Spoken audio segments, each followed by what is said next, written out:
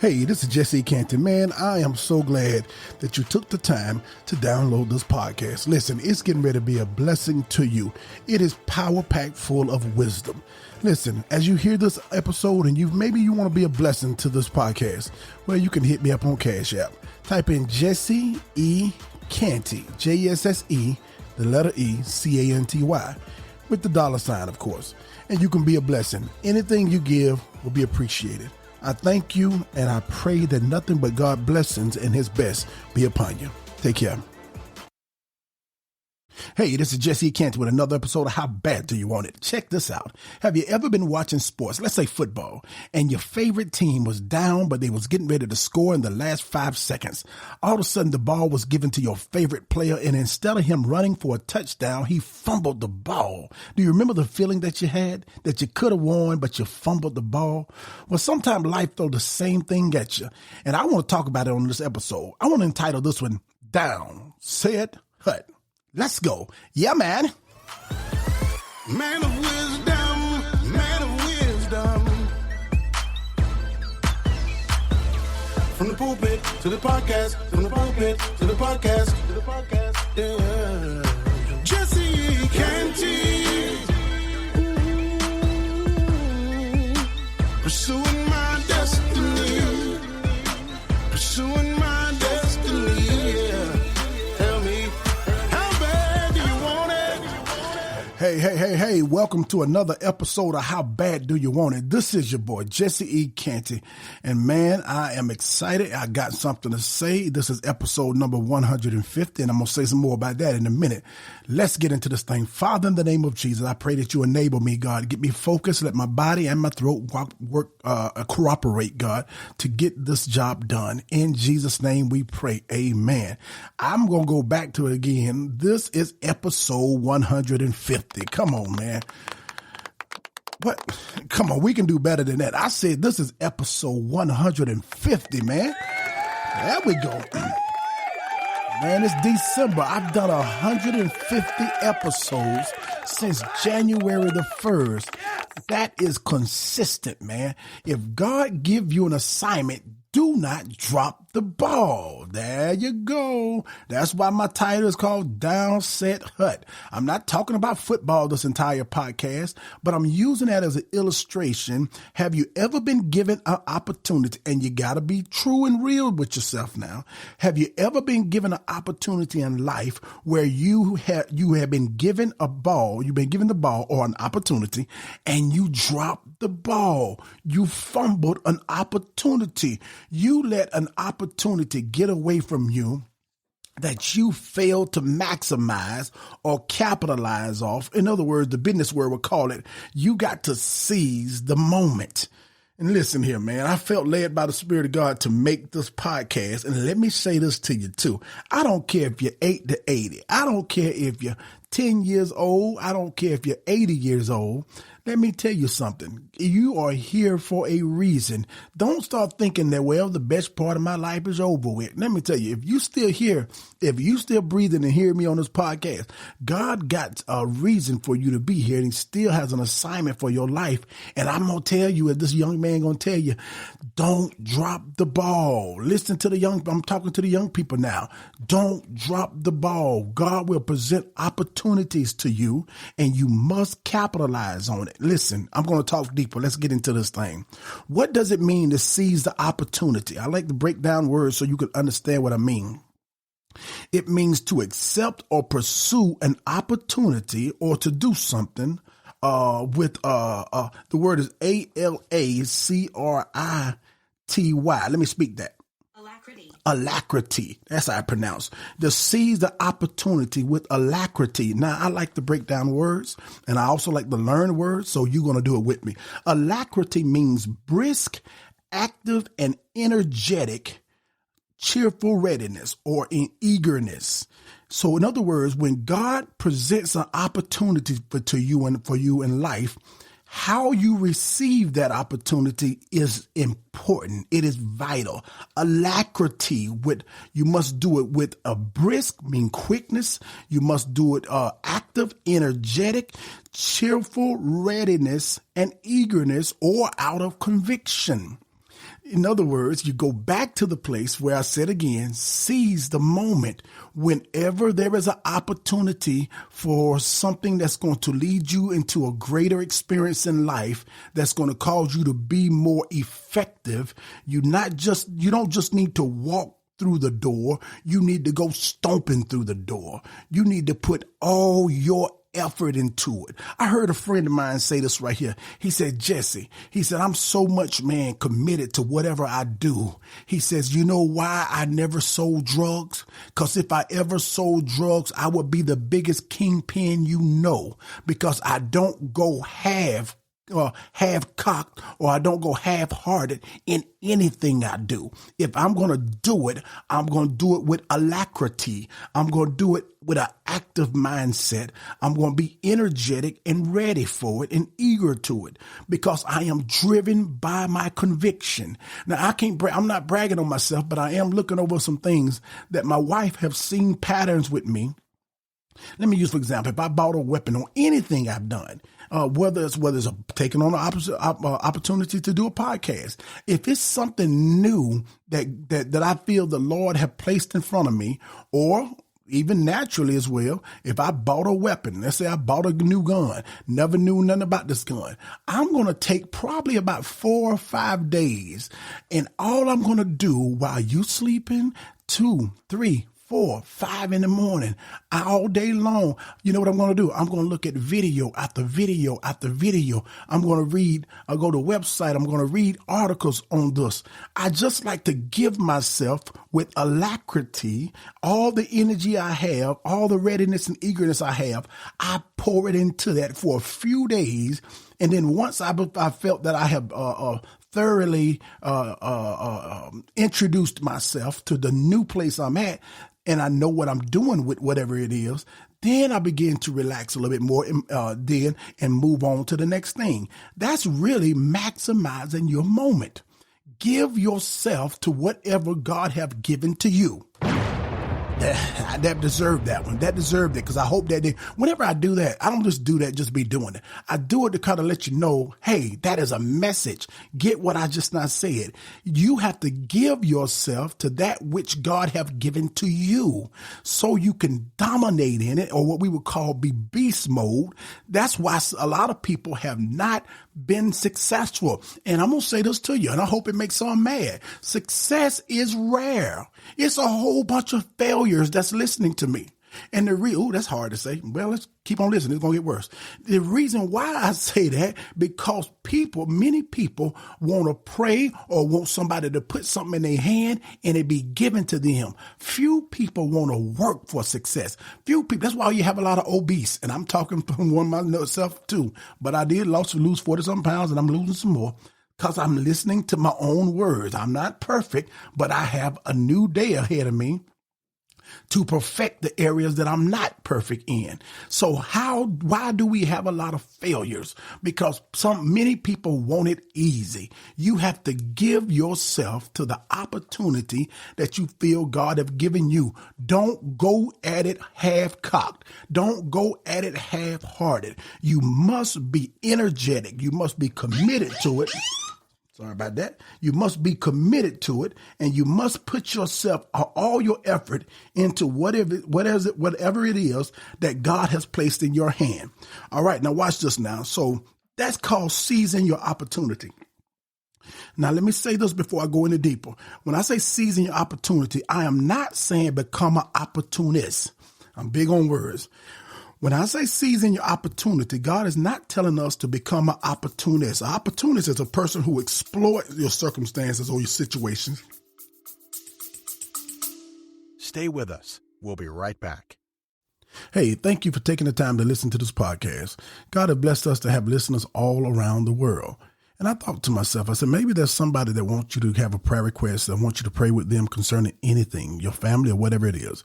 If that be so, listen, drop me an email at JesseCantyPodcast@yahoo.com. JesseCanty podcast@yahoo.com. I would love to hear from you. I love to pray with you. And I want you to have a blessed day.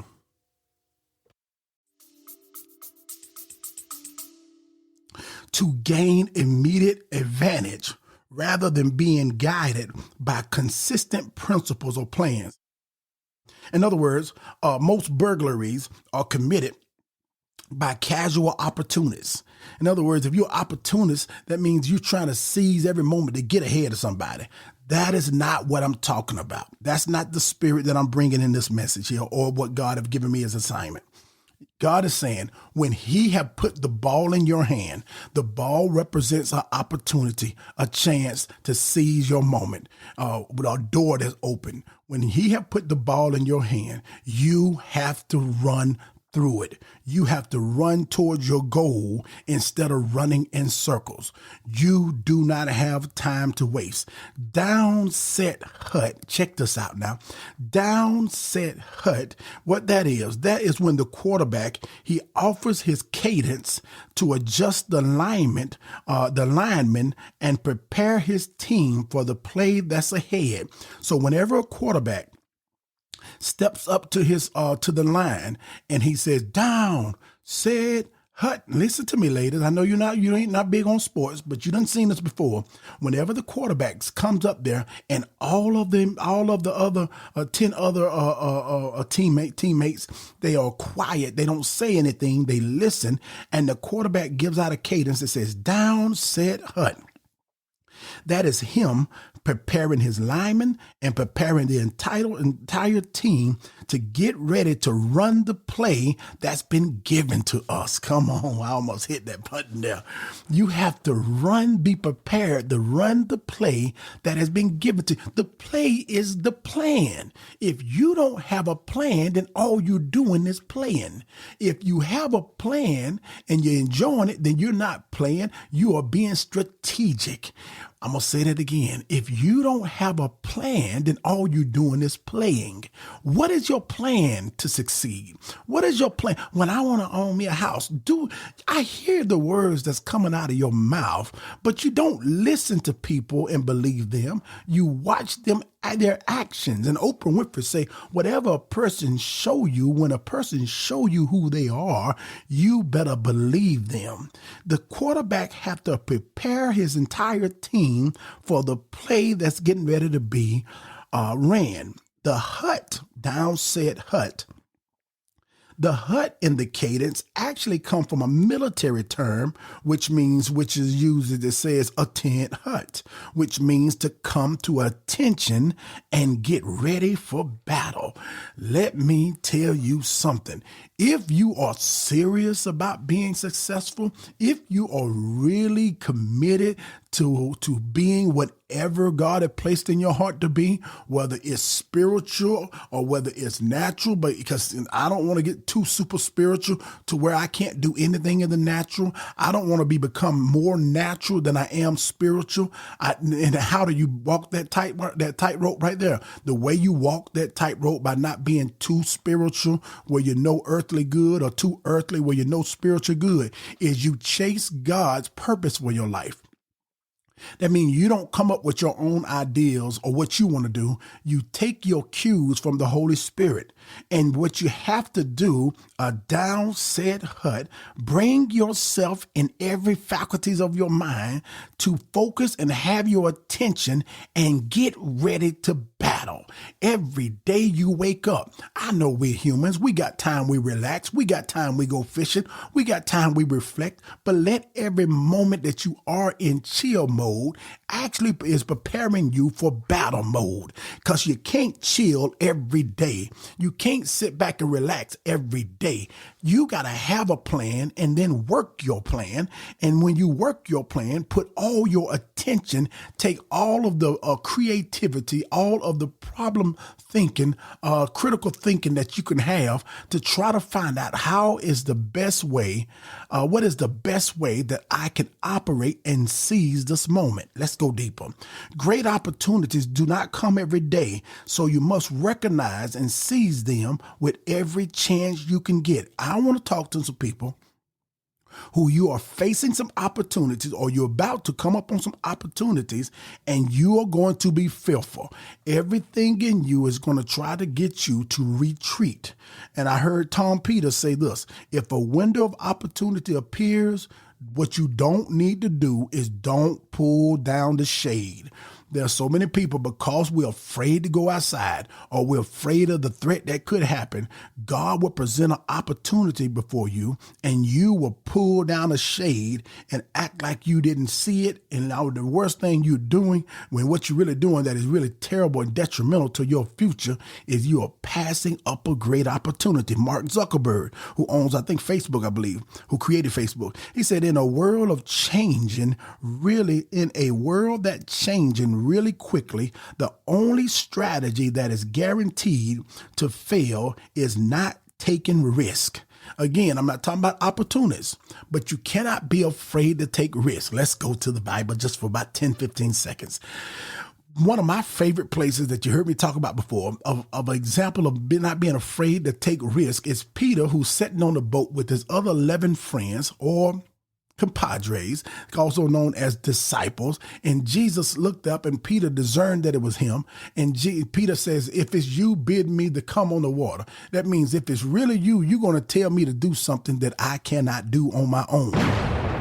Let me say that again. If this is the Lord, these people say, well, I believe the Lord told me to do this and that. I believe the Lord told me. If the Lord is telling you, if you're hearing a voice that's telling you to do what you know you can do, it ain't God. If you're hearing a voice that's telling you what easy to do, it's not God. But if you're hearing a voice to tell you to do something you ain't never seen nobody in your family do, if you're hearing a voice that, or a dream that's coming to you that's telling you to do something that's positive, that you say, man, you got the wrong one for the job. You looking to the right and left, it's like, who you talking to? And you pointing and saying, me? You want me to write a book when I can't even talk right? Listen, I know y'all done heard this podcast. You done heard a couple words I said, and he didn't really mean to say that. He should have said this. Hey, that just is what it is, man. I am not a English major. And when the Lord told me to publish a book, I published two, as a matter of fact. When he told me to do that, I said, God, how can I do this when I don't even say the right words?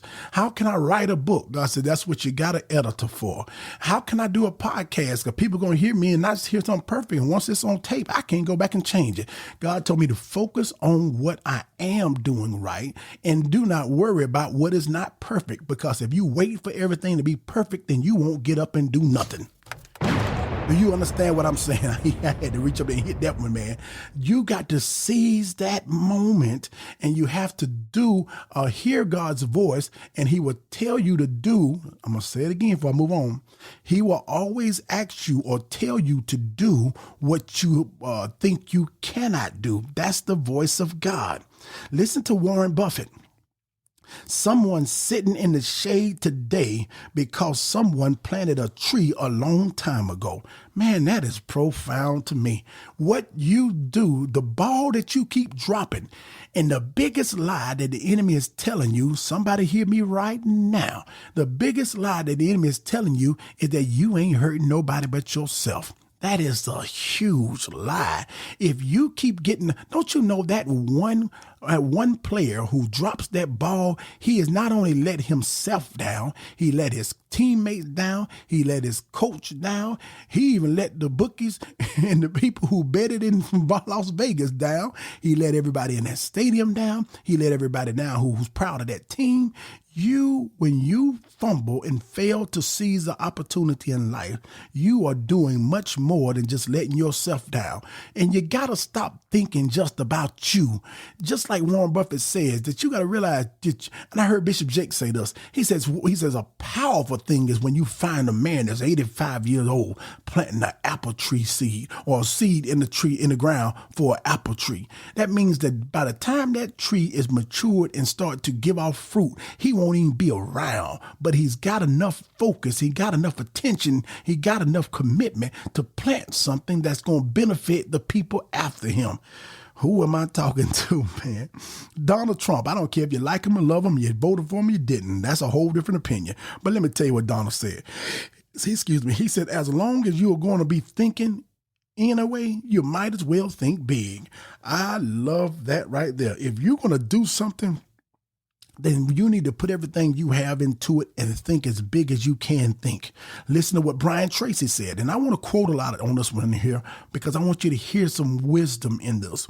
Brian Tracy says, decide what you want and then act as if if it were impossible for you to fail. When God handed you the ball and give you opportunity, who was that?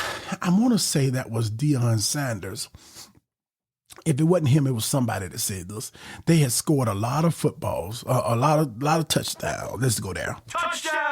They had scored a lot of touchdowns. They had ran back a lot of balls, etc. And they was very successful. And they was a shoe-in for the Hall of Fame. And then when they got up there to get in the Hall of Fame and they did the Hall of Fame speech, he said, I'm going to share something with you that I never told anybody. And he told a story about how he used to run past a cemetery when he was a little boy. He was scared. He said, so he used to run past the cemetery fast when he was a little boy. Every day when he went home, he had to go past the cemetery. He'd run fast. He says, you know what I did? Every time I got the ball, I looked at those linemen and I said, man, they going to kill me. He says, so what I did, I took this is profound. He said, I took my fear that was coming against me. He said, I was fearful every time I stepped on the field because I was not the biggest. I was not the baddest. He says, but what I did, I took that fear and used it for my benefit. And when I ran that ball scared as Hades. Hades is another word for hell, but I'm not a cussing preacher. So you got to get what I'm saying. He said, when I ran that ball because I was scared. He said, I ran that ball because I didn't want them big guys tackling me. So therefore I knew. But when I ran, if you're going to run with your fear. If you're going to run with your fear. If you're going to run with the fear, then run in the right direction. He ran. How do you know when you're running in the right direction? Let me do that again. When you are scoring, when you are advancing your life, you cannot say you're running with fear in the right direction if you're scoring for somebody else. If you're doing the opposite thing, going in the opposite direction, run in the right direction. Do what's right with your life. And not only you going to win, but your teammates going to win, people rooting for you and supporting you, and the people who you don't even realize that's coming after you. I want to do something so great in my life. All of these episodes, 150 and however many I'm going to have, I want these episodes to outlive me. So after I'm dead and gone, hopefully in another 100 years, and after I'm dead and gone, my great-great-grandson, who's hopefully still named JesseCanty the 15th or whatever he going to be, I want him to hear these podcasts. I want him to say, man, I didn't get to meet my granddaddy, but my granddaddy was putting it down, boy. That's what you got to do. You got to be able to realize I have to move. And what I do now, I can't let fear stop me. I can't drop the ball because what I'm doing for more than just me. Listen to this. Hillary Clinton said this: every moment wasted looking back keeps us from moving forward. Some of you have been allowing the enemy to mess with your mind about your past failures. How can I say this? To heck with your past failures. Don't worry about what they're saying in the barbershop about you. Don't worry about the rumor they're talking about something you did 10 years ago. Don't even argue with them, man. I realize this: the older I get, the wiser I get, the less I fuss, the less I argue with people. Let them talk. Even if what they're saying ain't true, let them talk. Every moment wasted looking back or dealing with people that's behind you and ain't trying to progress is keeping you from moving forward. To stay ahead, you must have the next idea waiting in the wings. You got to have your mind fresh. You got to keep saying, see, you don't just run 10 yards. You don't just run 10 yards. And I'm using a football analogy. You don't just make a first down or make one touchdown and quit. No, because the other team can score too. Your enemy is trying to come at you too. You got to keep scoring, keep scoring, keep scoring. You got to go from the next idea to the next idea. You got to go from the next opportunity to the next opportunity.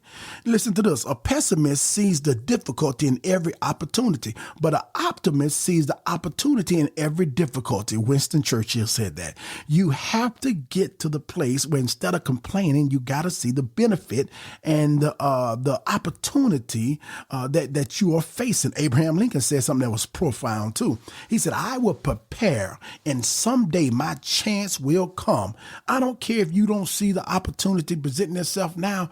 Get yourself ready. In the words of Bishop T.D. Jakes, get ready, get ready, get ready, get ready. Listen, most people miss opportunity because it was dressed in overalls and it looked like hard work. Thomas Edison said that, and that is so true. I can take the last 7 minutes of this podcast and dwell with that many people miss their opportunity and they drop the ball because they're afraid of hard work. Oh, my God. Don't you know, I got to make an episode. I got to make a total episode about being lazy, because lazy people will never become their greatest. My theme song make lazy people itch and break out in the hives, because they want it bad, but they don't want bad enough to work for it. They want it bad enough to rob somebody. They want it bad enough to steal from somebody. They don't want to get it on their own. I talk about it in another episode. Listen to this. Failure is simply the opportunity to begin again, but this time begin again more intelligent. Henry Ford. Success is when preparation meets opportunity. Bobby Unser.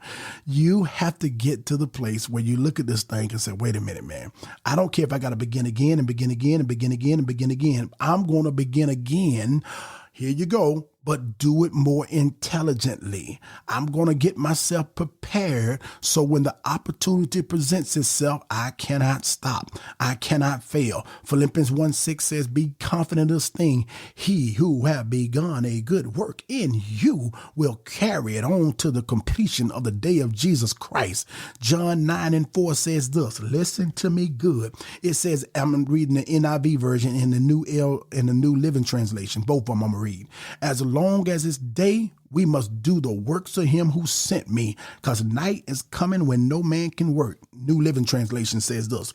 We must quickly carry out the task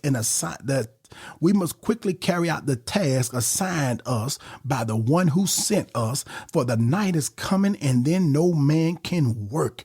This is evidence here, even in the scripture. You got to bust a move. Quit waiting for the next day. Quit waiting for the great opportunity, the perfect moment. You got to bust a move. Down said Hut. Are you going to ever score? Touchdown! Are you going to ever do anything in life that's going to be beneficial? Are you going to complain and hate on the different man, the white man? Are you going to complain and hate on the black man? Are you going to blame it on the Republicans? Are you going to blame it on the Democrats? I got a situation now, man. I'm getting so sick and tired of the economy that keep going up and making all of the prices so doggone high. But every time I fuss about it, it comes back and reminds me, wait a minute, Jesse, if it was easy, everybody would be doing it. If it was easy, anybody could do it. You better make adjustments and keep on going if you're going to ever score and do something that's going to outlast you. Quit complaining and get on your point and do what you got to do. I don't know who I'm talking to. Let me give you 5 reasons right quick in my last 4 minutes.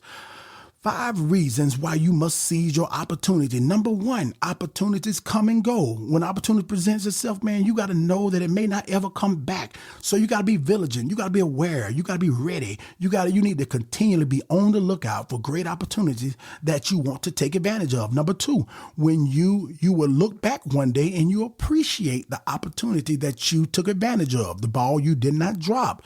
Think back on the times when you went out of your comfort zone and pursued an opportunity. You're going to be proud of yourself. You're going to realize, you know what? I seized this moment in my journey. Number 3, you are stretching yourself and growing.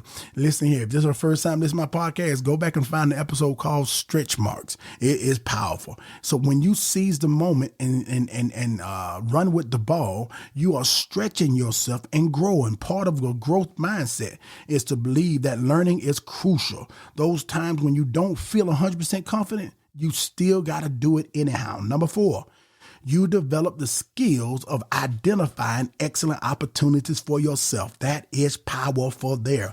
When you learn to seize opportunities, you develop a skill where you can recognize. It's a habit. It's almost like if you know good cake, you can taste it. You a judge. Then all of a sudden you have trained your palate to recognize it. So you'll be able to develop a skill to how to identify excellent opportunities. Number 5, What is the importance of you seizing opportunities? Number 5, you are setting a good example. Somebody is watching you every day. Remind yourself that your actions are bigger than you, and it will serve as your legacy. When young men think about destiny, older men think about legacy. I got one foot leaving destiny, and I'm starting to put my other foot into legacy. I'm thinking about things. I'm thinking about what can do important. Napoleon Hill says this: your big opportunity may be right where you are now. Let me say it again. Your biggest opportunity may be right where you are now. So in other words, you got to quit using excuses, and you have to begin to seize the moment where you at. Instead of thinking you're in a bad place, you may be in the best place. I had a quote that says this: what you will have tomorrow is a direct connection of what you are doing with your today. That's something that I came up with, God gave me. And my last thing I want to say, each moment is a place you have never been. Instead of looking at it as a bad place or a bad thing you passing through, you got to realize that this moment is a place that I've never been before. I got to seize this moment, because either I'm going to be remarkable or either I'm going to be invisible. So I got to make my choice and run with this ball so I can. Touchdown! Yeah, man. Y'all have a blessed day. How bad do you want it? Pursuing my destiny. Pursuing my destiny, yeah. How bad do you want it? Yeah. From the pulpit to the podcast. Pursuing my destiny. Pursuing my destiny. Hey business owners, this is Rashad Brown with Swipe Fast, located in Columbia, South Carolina. We are excited to be partnering with JesseECanty and the How Bad Do You Want It podcast. Since 2017, Swipe Fast has been helping business owners like you save up to 99% in their debit and credit card processing fees. So if you process business to business or business to consumer payments, we have solutions that will meet your needs and would love to hear from you. You can reach us at swipefast.com/save. That's swipe, spelled with the Y, or contact us at 1-800-597-0713. Don't forget to let us know that JesseECanty sent you. Have a blessed day.